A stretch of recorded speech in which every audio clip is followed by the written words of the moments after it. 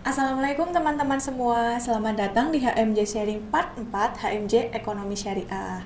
Kali ini ada yang sedikit berbeda nih dari HMJ Sharing sebelumnya, karena kali ini kita akan berkolaborasi dengan komunitas CEO atau Creative Entrepreneur Organization. Di sini kita akan sedikit sharing-sharing mengenai strategi marketing. Sebelum itu kita perkenalan dulu ya teman-teman. Perkenalkan, nama saya Nadia Putri Presila, anggota dari Departemen Ekonomi dan Kewirausahaan HMJ Ekonomi Syariah. Dan di sebelah saya juga udah ada nih perwakilan dari komunitas CEO. Silahkan untuk Mbak Melinda memperkenalkan diri. Oke, halo teman-teman. Perkenalkan, saya Melinda Tiara Ezari. Biasa dipanggil Melinda juga bisa, Linda juga bisa. Asal dari Tegal, mahasiswi UIN Saizu, Prodi Ekonomi Syariah. Sebelumnya, terima kasih banyak nih buat Mbak Melinda udah mau meluangkan waktunya untuk sharing-sharing bareng kita. Kalau boleh tahu, Mbak Melinda sendiri di CEO menjabat sebagai apa ya? Saya menjabat sebagai manajemen marketing, Mbak Nadia. Jadi Mbak Melinda ini menjabat sebagai manajemen marketing nih teman-teman. Berbicara mengenai marketing itu sendiri, marketing bagi tiap orang memiliki teknik yang berbeda-beda. Ada yang melakukan secara langsung dan ada juga yang melakukan secara online. Menurut Mbak Melinda sendiri, strategi marketing itu apa sih? Banyak orang yang tahu tentang strategi marketing itu adalah strategi pemasaran. I know, strategi marketing itu adalah strategi pemasaran. Jadi menurut saya, strategi marketing adalah segala usaha, segala tindakan yang kita lakuin untuk menjangkau customer kita. Sehingga kita bisa mendapatkan penjualan, kita juga bisa mendapatkan cuan pastinya ya. Jadi itu menurut saya ya Mbak Nadia. Menurut Mbak Nadia sendiri, strategi marketing itu seperti apa sih? Kalau menurut saya sendiri, strategi marketing yaitu cara atau taktik yang digunakan oleh wirausahawan untuk mengembangkan bisnisnya agar semakin sukses dan mengikuti perkembangan zaman. Begitu Mbak Melinda. Real banget ya Mbak itu Mbak. Langsung saja ya Mbak, kita sharing-sharing mengenai beberapa tips sederhana menjalankan strategi marketing. Yang pertama yaitu kita harus mengenali konsumen, atau dengan kata lain, kita harus mengetahui kebutuhan konsumen, hal apa yang sedang tren di masyarakat, dan juga ketika kita sedang memperkenalkan produk ke calon konsumen, sebaiknya kita jangan terburu-buru. Kenapa? Karena agar calon konsumen tersebut mengerti apa yang kita sampaikan. Oke, ya itu betul banget ya apa yang dijelaskan oleh Mbak Nadia. Sebagai pembisnis, apalagi pembisnis pemula, kita harus tahu produk apa sih yang diinginkan oleh konsumen. Benar nggak sih produk kita itu yang dibutuhkan oleh konsumen? Benar nggak sih produk kita itu yang menjadi penyelesaian masalah konsumen? Nah, kalau pertanyaan tadi itu jawabannya yes, berarti produk kamu adalah produk yang tepat. Gitu kan ya Mbak Nadia? Nah, selanjutnya understanding your product, oke? Memahami produk Anda. Nah, menurut saya bisnis itu bukan suatu hal yang hanya jualan saja ya Mbak. Tapi bisnis itu kita harus paham betul apa sih produk kita, apa sih service yang akan kita kasih ke customer kita, apa sih kelebihan produk kita dibanding produk yang lain. Nah, itu sih yang harus kita pahami terlebih dahulu. Nah, karena siapa lagi akan yang tahu tentang produk kita selain kita sendiri, ya nggak sih Mbak? Oke, selain itu kita juga harus nih menentukan target market kita, apakah itu untuk anak-anak, remaja atau dewasa, gitu Mbak. Ya, memang benar ya Mbak Melinda, ketika kita ditanya mengenai produk kita tentang kelebihannya, kekurangannya, atau komposisi apa yang kita gunakan, jika kita tidak bisa menjawabnya, pasti kita tidak bisa menarik hati calon konsumen. Iya, betul banget itu teman-teman. Untuk langkah selanjutnya yaitu kita bisa untuk menyusun strategi harga. Sebelum kita melakukan promosi, kita bisa melakukan riset kecil-kecilan untuk menentukan harga yang tepat saat menawarkan barang ke konsumen. Dan kita juga harus mengetahui harga pasaran yang ada di masyarakat. Terus langkah selanjutnya apa lagi nih Mbak Melinda? Nah, langkah selanjutnya kita harus membangun kepercayaan. Oke, kita harus garis bawahi ya teman-teman, membangun kepercayaan. Membangun kepercayaan itu adalah kunci dari segala kunci penjualan. Nah, kalau kita sudah promosi nih, kita anehnya sudah promosi setiap hari, anehnya nggak ada yang respon. Itu sakit banget ya Mbak. Iya, pasti. Terus misal nih atau kita sudah merasa produk kita itu adalah produk yang bagus, tapi anehnya nggak ada yang tertarik, atau bahkan kita sudah membuat konten yang sangat menarik, anehnya nggak ada yang respon. Nah, oke, itu paham, betul, ini paham banget ya. Saya juga pernah merasakan pas awal-awalan jualan gitu ya, Mbak. Nah, saat jualan ditolak itu adalah sebuah resiko ya bagi sang pembisnis. Tapi kalau jualan kita itu ditolak terus, nah ada yang salah nih dengan caranya, ada yang salah nih dengan target market kita gitu. Nah, karena di sini banyak sekali orang yang terburu-buru pengen closing tapi belum mendapatkan kepercayaan dari customer kita. Nah, lalu bagaimana sih caranya biar konsumen kita itu percaya pada kita? Oke, yang pertama kita harus membangun interaksi sih. Oke, misalnya nih dengan kita balas respon yang cepat. Terus kalau di Instagram kita bisa like, comment, status teman-teman kita, status konsumen kita, atau bisa di WhatsApp kita like, kalau di WhatsApp enggak ya, kita bisa komen komen WhatsApp status WhatsApp teman kita. Oke. Nah, selanjutnya selain respon yang cepat, kita harus menerapkan 3S nih Mbak Nadia. Wow, apa tuh 3S Mami Linda? Kayak 3S itu senyum, sapa, salam. Nah, kita harus melakukan 3S atau kita harus pendekatan online nih pada customer kita. Contohnya customer kita misal nih tanya sama kita tentang harga ya. Ini harganya berapa Mbak gitu. Terus ini harganya cuma 73.000 saja Mbak. Atau ini harganya berapa Kak? Ini harganya berapa Teh gitu ya. Intinya dia bilang Mbak, kita juga harus respon dengan Mbak juga. Dia bilang Teteh, kita harus respon dengan Teteh juga. Atau dia panggil kakak sayang, nah kita juga harus panggil kakak sayang juga. Atau sekedar kita mengirim stiker-stiker lucu nih di akhir percakapan. Nah, sehingga konsumen kita itu merasa bahwa nyaman sama kita, merasa terus dihargai juga, ya merasa dihargai, terus akrab juga kan sama kita gitu. Nah, selain itu kita juga harus nih menerapkan, dicantumkan real testimoni kita, real testimoni dari konsumen kita gitu Mbak Nadia. Nah, setelah kita terapkan semua ini nih, menurut Mbak Nadia sendiri, langkah selanjutnya kita step selanjutnya apalagi nih Mbak? Menurut saya langkah selanjutnya yaitu menyusun plan marketing nih Mbak. Nah, dalam menyusun plan marketing sebaiknya kita juga mempersiapkan beberapa plan seperti plan A, plan B, dan plan C. Karena ketika kita sedang menjalankan plan A kemudian terjadi kendala, kita masih memiliki plan A dan plan B yang dapat digunakan untuk meminimalisir kerugian yang mungkin dapat terjadi. Gitu Mbak. Oh, jadi menyusun plan marketing juga sangat penting banget ya Mbak? Betul sekali. Jadi gitu ya teman-teman mengenai beberapa tips sederhana menjalankan strategi marketing. Nah, mengenai strategi marketing itu sendiri, ada juga nih strategi marketing yang dijalankan melalui media sosial atau secara online. Biasanya tuh disebut dengan digital marketing. Oke, selanjutnya kita akan sharing-sharing mengenai strategi digital marketing. Nah, teman-teman yang baru memulai bisnis di masa pandemi sekarang ini ya, mungkin ada beberapa teman-teman yang masih bingung tentang digital marketing.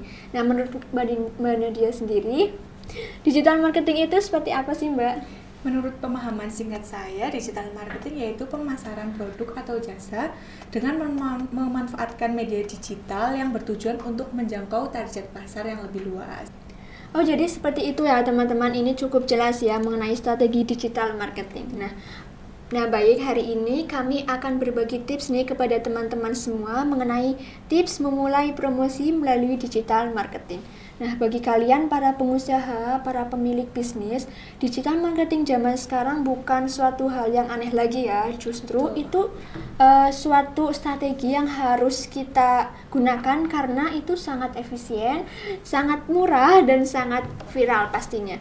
Nah, ini beberapa tips dari kami untuk mendapatkan banyak pelanggan, banyak klien, dan banyak omset pastinya dari digital marketing. Nah, yang pertama nih, kita harus memanfaatkan WhatsApp bisnis. Nah, beberapa alasan kenapa sih kita harus memanfaatkan WhatsApp bisnis kita. Nah, apalagi buat para pelaku usaha, buat para mahasiswa nih yang melakukan bisnis atau para pekerja yang berhubungan langsung dengan konsumen. Nah, ada beberapa fitur ya yang menurut saya itu sangat berpengaruh pada bisnis kita. Nah, fitur yang pertama, kita harus setting alamat di WhatsApp Business.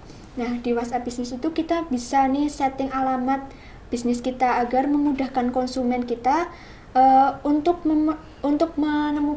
menemukan alamat bisnis kita. Nah, selain itu kita bisa mencantumkan katalog produk kita.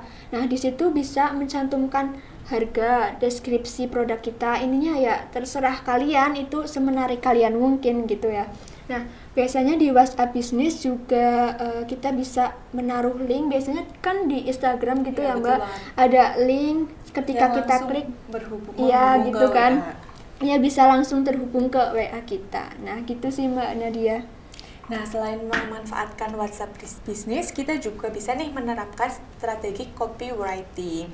Bagi teman-teman yang belum tahu apa itu copywriting yaitu teknik menulis secara menarik dan persuasif yang bertujuan untuk menarik calon konsumen membeli produk kita. Atau dengan kata lain, kita menghipnotis calon konsumen ya Mbak, menggunakan tulisan-tulisan yang menarik. Mbak Melinda sendiri udah pernah menjalankan strategi copywriting belum nih? Nah, strategi copywriting ya itu sangat penting ya teman-teman. Nah, biasanya yang saya lakukan itu kita harus memberikan waktu batasan saat promo. Nah, contohnya hemat 60% dapat free ongkir, atau hemat 60% hanya 3 hari saja, atau 5 pembeli pertama dapat free ongkir. Nah, ketika kita menerapkan copywriting seperti itu, nah, calon customer kita itu akan ada gregetnya gitu ya, ada gregetnya pengen check out segera pas waktu itu, akan segera pengen order saat itu juga. Nah, gitu Mbak yang biasa saya lakukan. Oh, jadi emang benar-benar teknik copywriting ini sangat menarik ya Mbak? Iya, betul banget Mbak Nadia. Nah, step selanjutnya kita harus memanfaatkan sosial media. Nah, sosial media yang populer itu ada Facebook, Instagram, YouTube, TikTok ya kan. Terus nah, keempat ini adalah aplikasi yang sangat dasar ya teman-teman. Dan banyak sekali orang yang menggunakan aplikasi ini, apalagi di Indonesia adalah salah satu negara terbesar pengguna sosial media di dunia gitu kan. Jika kita menggunakan keempat ini hanya untuk personal kita, hanya untuk pribadi kita, bukan digunakan untuk bisnis kita akan kehilangan potensi untuk mengembangkan bisnis kita. Nah, lalu setelah kita memanfaatkan sosial media ini dengan baik, konten-konten seperti apa sih yang, biasanya kan konten-konten seperti apa sih yang memikat calon customer kita, ya konsumen kita. Nah, kita harus menerapkan soft selling nih, bukan hard selling. Nah, apa sih hard selling itu? Apa sih soft selling itu ya kan? Nah, hard selling itu kita bisa fokus membuat konten yang hanya tentang teori saja, tentang materi saja, atau intinya yang kemasan ada di produk kita gitu. Nah, misalkan kita jualan skincare. Nah, biasanya seseorang itu akan posting skincare itu kayak kontennya hanya isinya mencantumkan materi saja, mencantumkan ini loh manfaatnya, ini loh komposisinya. Nah, gitu aja kan. Nah, itu menurut saya itu sudah bagus sih, cuma itu kurang menarik ya. Nah, saya lebih tertarik ke soft selling, konten yang soft selling. Nah, misalnya kita skincare pagi, siang, malam. Nah, kita skincare pagi, siang, malam, kita harus banget dengan pedenya nih, kita video-video atau kita foto-foto gitu ya. Nanti kita post ke teman-teman, ke konsumen-konsumen kita gitu. Terus misal kita jualan baju, kita hangout sama teman-teman, kita jalan sama teman-teman. Nah, kita harus banget kita foto, video gitu. Ini loh aku pakai baju brand aku sendiri gitu. Ini loh hijab yang aku pakai, ini hijab produk aku sendiri gitu ya. Nah, jadi calon customer kita itu akan berpikiran dia penjual, dia juga pemakai gitu. Jadi lebih yakin ya Mbak. Iya, nah itu kan otomatis jadi produk kita, jadi ini produknya dia itu menarik nih, ini produknya dia bagus nih, seperti itu Mbak.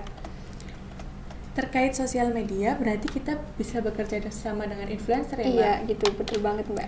Bagi teman-teman yang belum tahu apa itu influencer, influencer adalah seseorang yang memiliki kemampuan untuk mempengaruhi orang lain dengan kapasitas yang ia miliki. Biasanya influencer seorang YouTuber, selebritis, selebgram, dan seperti itulah. Iya. Nah, biasanya influencer ini memiliki jutaan followers di sosial medianya, Mbak. Pasti teman-teman udah sering banget kan lihat artis yang mempromosikan barang tapi bukan hasil produksinya sendiri. Seperti endorse ya, kita biasanya mengenalnya. Mereka akan diminta untuk mempromosikan barang-barang atau jasa agar barang atau jasa tersebut semakin marak di masyarakat. Kemudian terkait konten online, kita juga bisa nih memanfaatkan live streaming dan Q&A. Live streaming menjadi sangat populer akhir-akhir ini dan juga menjadi tren baru pemasaran selama pandemi. Karena selama pandemi kan juga masih banyak orang-orang yang memilih untuk tetap di rumah ya, Mbak. Betul. Tapi juga tetap ingin produktif untuk mengembangkan bisnisnya. Nah, format konten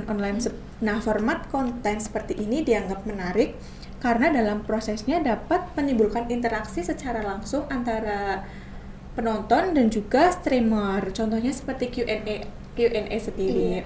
Nah, dalam Q&A penonton dapat mengajukan pertanyaan dan streamer dapat langsung menjawab pertanyaan tersebut. Tentu saja kalau dimanfaatkan dengan baik bisa membantu meningkatkan promosi dan transaksi. Wow, itu bener banget ya, Mbak.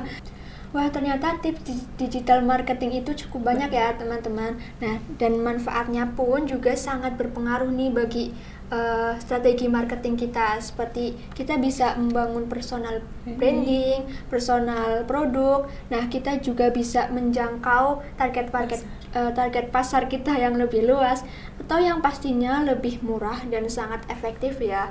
Gitu, Mbak. Wah, sepertinya obrolan kita udah cukup panjang nih, Mbak Melinda. Iya, betul banget, Mbak. Mungkin dicukupkan dulu ya. Semoga lain waktu kita bisa berkolaborasi bareng lagi nih, bareng CEO. Terima kasih banyak buat Mbak Melinda udah mau sharing-sharing bareng kita mengenai strategi marketing dan digital marketing. Oke, itu sama-sama ya, Mbak. Semoga video ini bisa bermanfaat bagi teman-teman semua ya. Semoga teman-teman bisa mengambil poin penting dari HMJ Sharing kali ini. Jangan lupa like, komen, dan share video ini agar orang lain juga bisa mengambil manfaat dari HMJ Sharing kali ini. Sekian HMJ Sharing Part 4. Terima kasih. Thanks for watching. Okay, see you.